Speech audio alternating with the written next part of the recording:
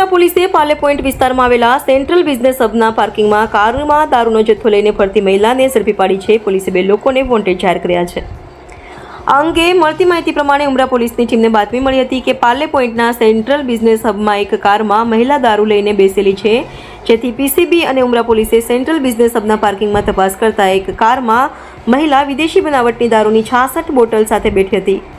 1.41 લાખનો દારૂ અને કાર મળી 3 લાખની વધુનો મુદ્દામાલ સાથે કાર ચાલક મહિલા અમી પ્રકાશ ધનરાજ શાહની ધરપકડ કરી હતી. પકડાયેલ મહિલાને પૂછપરછ કરતા તેણે જણાવ્યું હતું કે ચંડીગઢના વિકાસશીલ જાડિયા ઉર્ફે આયુષસિંહ પાસેથી પહેલા પતિ થકીના પુત્ર તેજસ ભરત મહેતા પાસેથી દારૂનો જથ્થો મંગાવ્યો હતો. તેજસ ગ્રાહક મોકલતો હતો અને પોતે છૂટક વેચાણ કરતી હોવાની કબૂલાતને પગલે તેજસ અને વિકાસ નામના ઈસમને પોલીસે વોન્ટેડ જાહેર કર્યા છે.